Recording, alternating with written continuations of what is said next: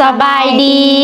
สวัสดีพี่พีเอฟซีเบิร์ดทุกคนเด้อสวัสดีกันตอนแหลงพี่พีเอฟซีตอนที่ท้ายคลิปวิดีโอนี้อยู่ก็คือ5 โมงแหลงนั่นเองพี่พีเอฟซี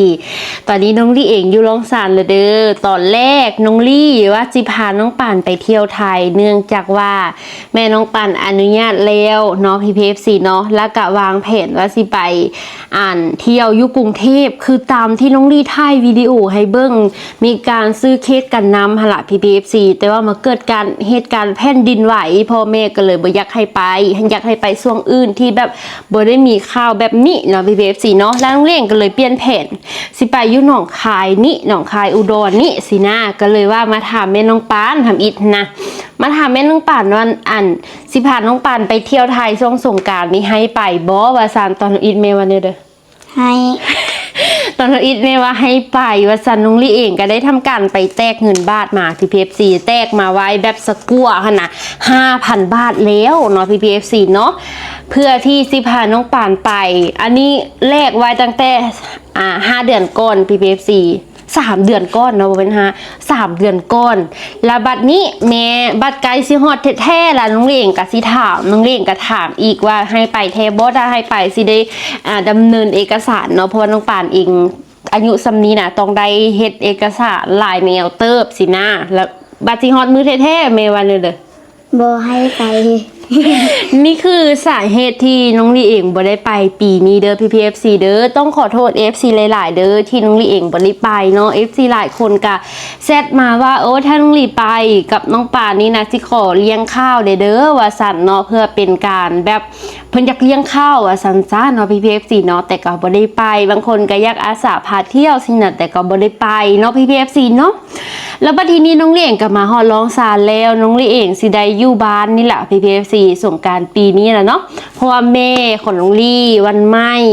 กับครอบครัวหั่นล่ะเนาะเพิ่นสิพากันเดินทางไปลาวใต้เพื่อที่สิไปยามพ่อแม่ของไอ้เขยเนาะ PPFC เนาะพ่อแม่ของวันใหม่พอตู้ไปตู้ของวันใหม่หั่นล่ะเนาะ PPFC เพิ่นอยู่สารวัน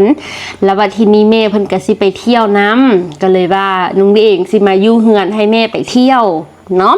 และช่วงที่ยุสงการน้องลี่เองกับสิพยายามถ่ายเนาะ PPFC เนาะถ่ายคลิปรีแอคชั่นกับน้องปานว่าสงการอยู่ทางประเทศไทยท่านเป็นแนวใดเอาซะปีนี้ปีหน้าจังใดก็สิให้ได้ไปถ้าหากเหตุการณ์บ่มีอีหยังที่แบบหุนแหงคือจังปีนี้เนาะ PPFC เนาะปีหน้าเราก็ได้10 ปีแม่ล่ะปีหน้าน้องป่านก็ได้10 ปีแล้วเนาะ PPFC แล้ววันที่นี้คลิปวิดีโอนี้น้องลี่เองสิมาสุ่มมาพ่อแม่เด้อ PPFC เด้อมาสุ่มมาพ่อแม่เป็นฮีตของประเพณีที่แบบเพิ่นเฮ็ดกันมาตั้งแต่โดนพุ่นแล้วน้องลี่เองกะครอบครัวน้องลี่กะเฮ็ดกันทุกปีเลยเนาะ PPFC เนาะก็คือจะเป็นการสุ่มมาแล้วก็หดน้ำให้พ่อกับแม่ส่งพระในบ้านหรือซันซ่าเนาะ PPFC เนาะและด้วยความที่เงินบาทที่น้องลี่เองไปแลกมานี่บ่ได้ไปถ่ายน้องลี่เองก็สิเอาให้พ่อกับแม่สาเหตุที่เอาเงินบาทให้ PPFC ความจริงเงินกีบน้องลี่ก็มีเด้อเงินกีบก็มีนี่เงินกีบก็มีน้องลี่เองก็ไปแลกมาแล้วนี่ให้น้องปานลิ้นสงกรานต์ก็เอาปิ่นเด้อเก่งใจเก่งใจเด้อเอาแล้วไหมสลีเฮอได้ละตอนมาฮอดเฮือนปุ๊บน้องเลี้ยงก็เอาให้น้องป่านได้ละเอาแล้วไหมเป็นเด้อบ่เอาเก่งใจเบากับบ่เฮอก็มีเอาแล้วไหมขับใจน้องเอาให้น้องปานเพื่อที่2แล้วได้นี่นะเงินกีบน้องลี่เองกับมีเนาะแต่สาเหตุที่เอาให้พ่อกับแม่เป็นเงินบาทนี่นะบ่ฮู้ว่าครอบครัวของคนอื่นเป็นบ่แต่ว่าครอบครัวของน้องลี่ท่านเป็นพ่อกับแม่ของน้องลี่เป็นเวลาได้เงินตาแบบนี้นะ PPFC ได้เงินบาทแบบนี้นะพ่อกับแม่หั่นน่ะเพิ่นสิมาเก็บไว้เป็นขวัญถุงเนาะเพิ่นก็สิจ่ายเงินกีบจนหมดพุ่นล่ะจำเป็นแท้ๆเพิ่นจึงสิเอาเงินนี้ไปแลก PPFC แม่ของน้องลี่เพิ่นก็มีเงินแล้ว ที่สิแบบไปเที่ยวลาวไตหั้นนะน้องลี่เองก็เลยเลือกเอาอันนี้ให้แม่เนาะPPFCเนาะให้แม่บางเพิ่นไปเที่ยวถ้าหากเพิ่นหมดเงินแล้วก็เอาอันนี้เป็นแลกจ่ายได้แต่ถ้ายังแม่ก็สิเอาอันนี้เป็นขวัญถุงเดี๋ยวท้ายคลิปวิดีโอน้องลี่สิถามแม่เด้อว่าเป็นอย่างเพิ่นคือมาเก็บเงินบาทเป็นขวัญถุงและสำหรับพ่อน้องลี่จะเอาให้ใบหนึ่งเนาะเนื่องจากว่าพ่อหันเพิ่นบ่ได้ไปสิได้เนาะPPFCเนาะถ้าถามว่าเป็นอย่างคือบ่ให้ท่อกันอันนี้น้องลี่เองบ่ได้ตัดสินเด้อว่าสิเอาให้ผู้ใดจังใดเนาะPPFCเนาะน้องลี่เองสิเอาใส่ขันซุมมาแล้วก็แล้วแต่แม่ว่าสิเอาให้พ่อเท่าใดเนาะเพราะว่าแม่กับพ่อกันยังคงเป็นผัวเมียเป็นคู่กันPPFCแล้วแต่ว่าพ่อแม่สิบริหารกันแนวใดน้องลี่เองบ่อยากจัดการให้เพิ่นว่าซั่นซะเนาะมาเดี๋ยวมาเบิ่งภาพบรรยากาศครอบครัวของน้องลี่ซุมมาพ่อแม่กันเอาแล้วเป็นเอื้อยง่ายนะ ป้าใหญ่น่ะบ่ทำไมรู้ ฮะแม่ว่ามื้อนี้เป็นมื้อก่อนวันดีเนาะปีใหม่ฟ้าใหม่ลูกหลานได้พากันมาสุมมาพ่อแม่พ่อแม่สาบาปสากรรมเพื่อลูกเห็นสิ่งที่ตั้งใจบ่จบบ่งามอันใดที่บ่ดับบ่ดีที่ลูกได้ตั้งใจหรือบ่ได้ตั้งใจก็ดีเพื่อพ่อเพื่อแม่อโหสิกรรมเพื่อลูกเพื่อหลานได้ทน สิละมืองามยามดีฟ้าไหม้ จับเด้อจับมาจับลี่มื้อมา เดี๋ยวค่อยมี จับมาจับกันเลยสบ่บ่ได้บุญ กันดอกไม้ดอกตอกมาสุมมาพ่อแม่บ่ปะเฮ็ดให้หมอบ่ปะของเฮอเซาจงได้มีอันน่ะมาบูชาคัน พ่อแม่ก็ขอให้ลูกเราอยู่ดีมีแฮง บ่เฮาอยู่ดีมีแห้งความเจ็บจะได้ความไข้อย่ามีมีแต่อันโศกมีแต่อันลาบขึ้นอันเด้อมันได้อันนั้นได้ตามปรารถนาอันน่ะมุ่งคอยลอยลำทุกสิ่งทุกอย่างเถิด ฟ้าไหม้ให้ไปแม่นป้องรองแม่นทางคือเธอมาหาแม่นได้เป็นโฮมโพโฮมใส่ให้ลูกเพื่อหลาน อยู่ไปหด100 ปีพุ่นละพ่อแม่นี่นะเบิ่งลูกเบิ่งหลานเจริญรุ่ง หมื่นปีหมื่นปี ขึ้นมาหาได้ลูกเต้าแต่ละคนนะมาตั้งกกมาแต่ที่เดิมนะเอาไปก่อน ลูกเต้าแต่ละคนให้อยู่ดีมีแหงมีขันดอกไม้ยกขึ้นเพียงตาขันสุนมาได้ยกขึ้นเพียงเต้าเพียงเก้าลูกเต้าได้มาชมมามีคือว่าเฮ็ดผิดเฮ็ดพลาดอันเดอกระดาไปบ่สร้างย่างบ่งามอันเดอกระย่าพ่อแม่อโหสิกรรมเฮ้อนับแต่นี้ต่อไปภายหน้าคือเธอมาหาเธอได้ใครเด้อมีผู้หลักเธอมาเล่นเธอผู้เบอร์เธอมาเล่นปันผู้บ่ทันเธอเล่นนำมาส่งเธอลูกเต้าร่ำรวยคือเธอได้ใครเธอมีคือเงินให้เต็มไทยดำคือคำให้เต็มไทยเละเพิ่นสร้างเก็บเพิ่นสร้างได้เพิ่นสร้างใครเธอสร้างห้างสร้างมีนี่ก็คือเดียวได้นับแต่นี้ต่อไปเธอพาลูกพาเมียหาเงินหาคำเพื่อร่ำเพื่อรว ไป ย ป้องรองมันทางที่พวกประหารจะพานอันให้ แต่ได้ให้แต่ดี ให้มันอยู่ดีมีแห้งเด้อ คนพ่อแม่จึงได้เพิ่งผ่าอาศัย เรียนให้มันเก่งได้บ่ต้องคิดดื้อหลายเด้อ แห้งเวลาคือการ นก เด้ แม่น อก แม่ มันอยู่มีตู้ให้อยู่ดีมีแห้งเข้มแข็งเฮ้ยทำเพื่อเฮียนเก่งให้ได้เป็นเจ้าคนนายคนเด้ออยู่เด้อ เป็นเด้อ ไม่คือกันเด้อไม่ก็ไม่ตู้หักสู้หัวใจไม่ก็ลูกหลานเนาะ เลี้ยงลูกเลี้ยงเต้าให้มันรอด ทำหูเนี่ยสูงเป็นสาวมาเลี้ยงไม่ตู้เด้อบีโอคือกันไอ้บอลคือเดียวเด้อ ทางความพ่อความแม่ให้ เนี่ยสูงแบบนี้เลย ทางความประตูไปตู้เด้อล่ะเด้อเฮ็ดให้มันเก่งเด้อได้ชิปตลอดได้มื้อนี่นะ เมื่อยได้เป็นที่เล่งแล้ว เมื่อยนะ นี่ล่ะ ประตูเด้อ ออกกระข่าวมูนะมีโอนะ ให้เวลาแข็งแรงเด้อ ให้ประตู น้องก็อยู่ดีมีแฮง เบิ่ง เจ้า ประ น่ะ ตูได้บัดประตูเข้า เป็นห้องโถงใส่ลูกข้าเต้าให้ลูกข้าลาดแต่ละฟ้าละปีให้เข้มแข็ง ได้เด้อให้รับให้ด้วยลูกเต้านะ นั่นแหละ มาอย่างในประตูใหม่ มันป้องรองมันทาง ได้นี่ได้ เขาตากันนะมันได้เหตุการณ์แต่มันได้ขึ้นสั่นขึ้นเพื่อการค้าขายก็ขอเฮ้มันได้รับมันได้รวยขอมันปังสุดของเรา กันน้อยให้เพิ่นไว้นำพญาเพิ่นไว้หน้าสู้เขานางก็มีเต้าแต่ละ ลาย คน ผมจะได้ความใครจะมีพุ่นน้อยกะเฮ้มันเฮามันหันพญาโลคาต่างๆขอให้มันดูดีมีแฮงความเจ็บจะได้ความใครจะมีกรรม อันน่ะข้าวหัก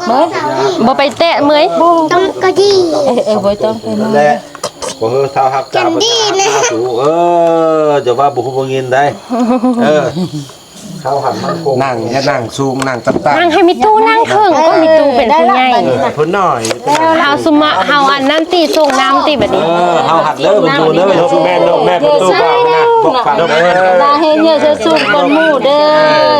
ไปเข้มแข็งเยอะมาเลี้ยงมิตูเด้อ ย่างมันนี่เอาให้จังเด้อ ส่งอะเอาอันนี้เฮาเพิ่นจับ เพิ่นให้เอามือเพิ่นต้มสะหันแล้วก็ นี่เอานี่ได้ตักเลย เอาแต่เพิ่น ดอยเอานี่น้อยก็เพิ่นน้อยลงบ่น่ะ ปีใหม่ฟ้าใหม่พระส่งพระส่งเจ้าพระในบ้าน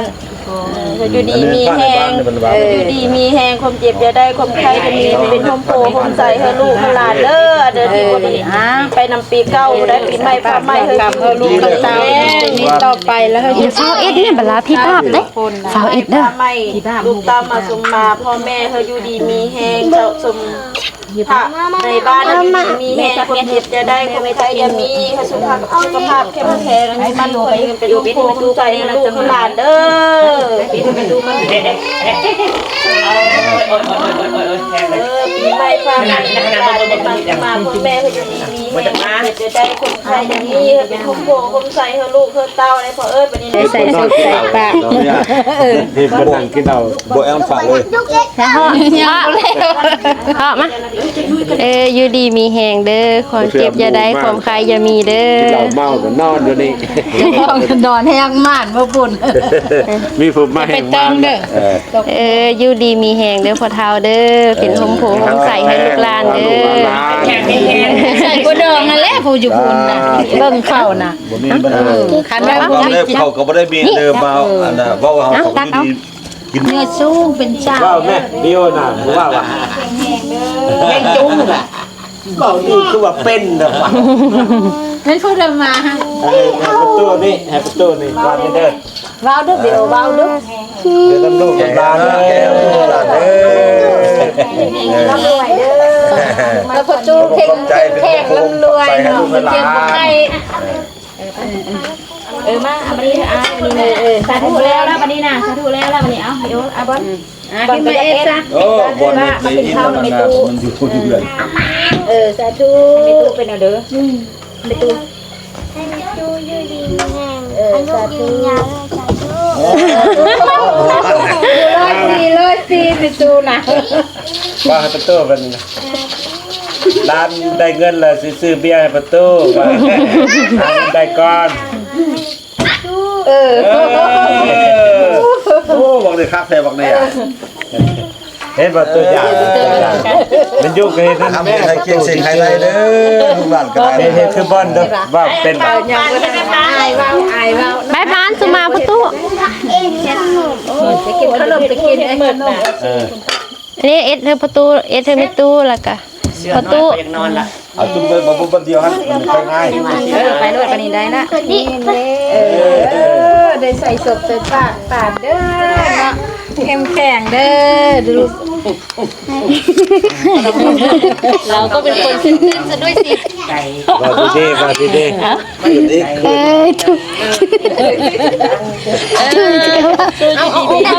จับแน่นมาร้อนแล้วนะ เสียงตื่น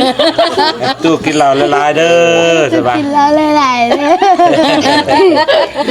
ไปตู้นั่นวันนี้กินเบียร์หลายๆเด้อ ความเจ็บอย่าได้ความใครอย่ามีลูกหลานทุกคู่ทุกคนให้มันห้าวมันหันปีใหม่ฟ้าใหม่ให้มันได้บำรุงบุษาผู้เฒ่าเด้อ เบิดวันนี้แล้วนะ กูจื้อลูก นี่ก็มาเฮ็ดมันซื้อความเดียวนี่แล้วก็แล้ว เปล่าเลยแม่เปล่า อยู่ดีมีแหงความเจ็บอยู่ได้ของใครอย่างนี้ แกมาเฮ็ดลุงนะมะ โหมใส่ลูกหลานเด้อ อ้าวหาเงินหาคำก็ให้มันดำมันรวยก็ทำแต่เงินมันตื่นก็ ให้ได้นอนเป็นโมงเป็นเวลาเด้อ กินเบียร์ได้ของข้าว ได้เด้อลูกหลาน กินยังกันกิน เฮาหันทุกคนได้ตอนของรอเป็นทางลูกหลานนะ เป็นเดอแม่เป็นเดออันเวลาอันมีคนเอาเงินบาทเธอแล้วเจ้าคือว่ามักเอาไว้เอ็ดควันทุ่ง เอาไว้โบแตกมันก็เอาไว้คนท้อง คันเอามาแตกก็จ่ายจนหมดซะ นั่นแหละแล้วเป็นเด้อเวลาอันเป็นเงินบ้านฮะเจ้าคือว่ามักอิดควันทุ่ง อ้าวก็ตั้งเอาไว้เดี๋ยว ตั้ง จะ ไว้ ทอนเดี๋ยว เป็นเงินบ้านแล้วบ่อยากจ่ายสิม สมมุติเฮาบ่มีรายจ่ายเดี๋ยวเขาก็เอาไว้หลายเทื่อไปก็ได้หลาย บัตร เดือนเนี่ย บัตรจำเป็นในแท้จึงไปแตกมาจ่าย มื้อนั้นไอ้นิกเอาเฮอกะเอาไปแตกอันเดียวนะเอาเฮอคากอันกาวตัวหมูเอาหมูมาเสิร์งแล้วเพิ่นเอาตัวนึง250,000 2ตัวมาเสิร์งก็ได้500,000แล้วแม่ก็ไปแตกมาใส่ล่ะเพิ่นก็ไปแตกดินเพิ่นได้อันนั้นพอโทษนะ คนละพัน คนละพันไอ้นิกเอาเฮอนิกเอาเฮอมาบุญให้ อันนึง โอ้ยพรนี่ เอาเงินให้ปีใหม่ว่ะอันนี้ ปีใหม่ฟ้าใหม่ เฮงๆเด้อปีใหม่ฟ้าใหม่ สาธุเด้ ได้ อ ขายเครื่องหลายๆไปทางเดินก็มีแต่คนทำซื้อทำนั้นมีแต่คนมาอุปถัมภ์ค้ำสู่ไปทางเดินก็ให้มันได้สุดดังความมุ่งมา่ปรารถนาฟ้าใหม่ปีใหม่ให้ได้แต่อันดีได้บ่ให้มีข้าวหายอันเด้อได้ ปีนี้เพิ่นแฮงว่าปีโชคปีม่านได้ปีใหม่เนี่ยนี่หั่นน่ะเอาก็ให้ได้ให้โชคกับม่านคือเพิ่นซาเพิ่นลือคั่นผู้เด้อเพิ่นก็ร่ำก็รวยปีใหม่ฟ้าใหม่ลูกเต้าเฮาแต่ละคนก็เฮ็ดรวยคือเข้าหันเด้อปีใหม่ฟ้าใหม่ สาธุเด้อน้องปานเนาะสาธุเด้อ